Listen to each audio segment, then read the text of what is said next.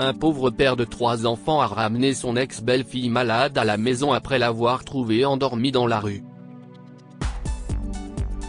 Il ne savait rien de la lettre anonyme et de la récompense qu'il trouverait plus tard dans sa boîte aux lettres et qui allait changer sa vie.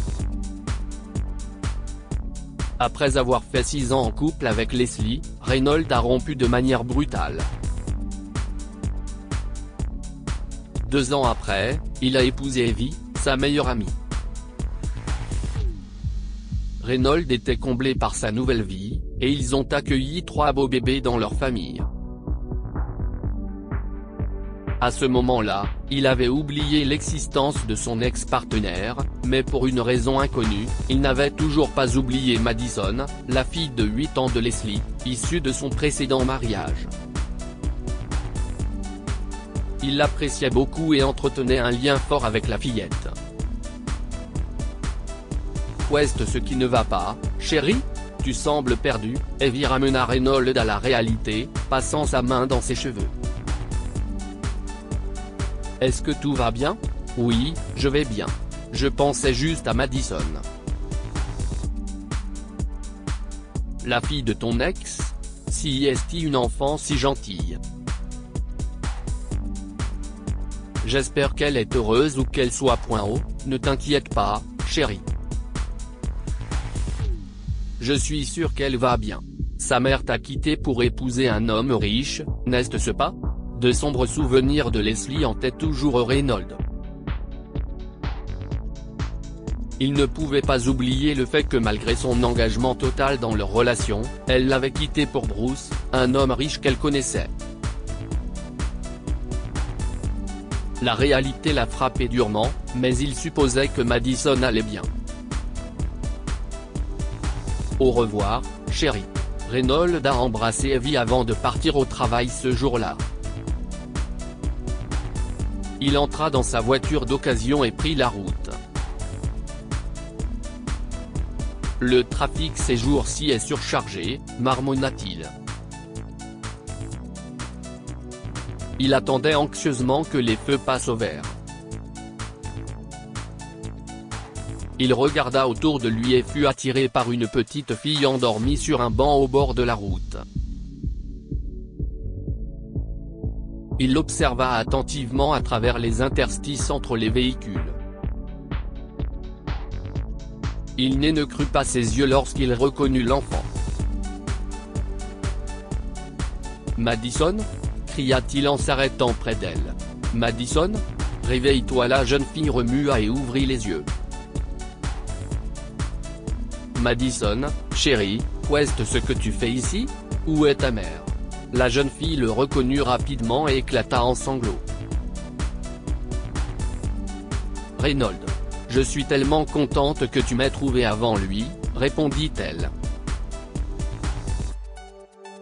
« Qui? Bruce, le mari de ma mère.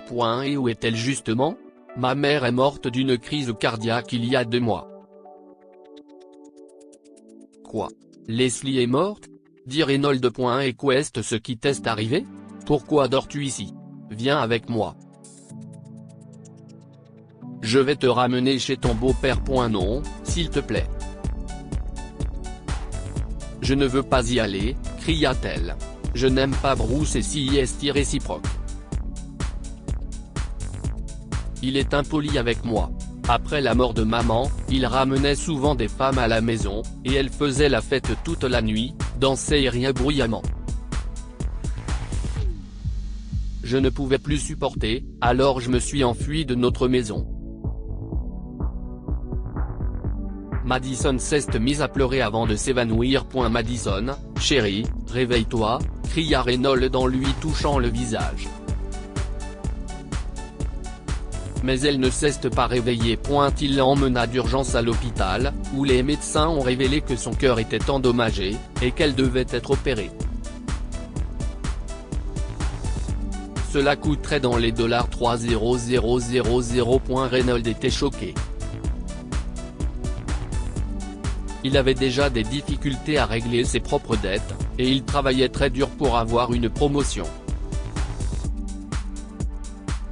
Mais il ne pouvait pas non plus ignorer les besoins de Madison. Il la considérait comme sa fille. Très bien, docteur. Je vais m'arranger pour l'argent, assura-t-il avant de ramener Madison à la maison. Je suis désolé, Evie. J'aurais dû en discuter avec toi d'abord, mais je ne pouvais pas la laisser seule comme ça. Elle a besoin de nous. Nous devons lui sauver la vie. Bien qu'elle était hésitante sur la façon dont ils allaient gérer leurs dépenses, Evie a soutenu la décision de Reynolds. Ils ont vendu leur voiture et utilisé toutes leurs économies pour payer l'opération de Madison. Plusieurs semaines après, la jeune fille a récupéré de son opération et est rentrée chez elle pour vivre avec la famille de Reynolds. Chérie, comment allons-nous faire ? Notre famille s'est agrandie après l'arrivée de Madison. Comment allons-nous joindre les deux bouts ? Evie s'inquiétait. Chérie, nous avons 3 enfants incroyables, et l'arrivée de Madison ne fera pas une grande différence, répondit Reynolds. Je suis sûr que Dieu nous aidera, il nous montrera le chemin à suivre. Madison vivra avec nous.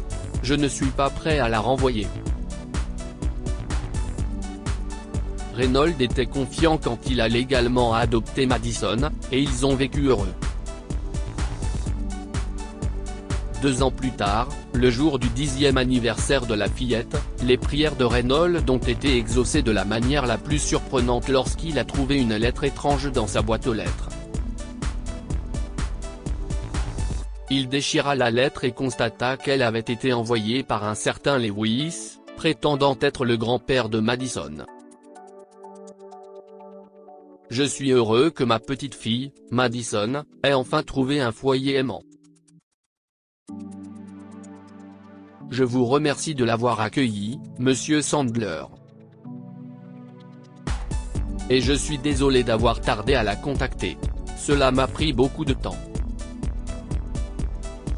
Le temps de l'appeler ma petite fille, pouvait-on dans la première ligne. Il s'est avéré que Lewis était le père du premier mari de Leslie. Reynolds a continué sa lecture, et une autre surprise l'attendait.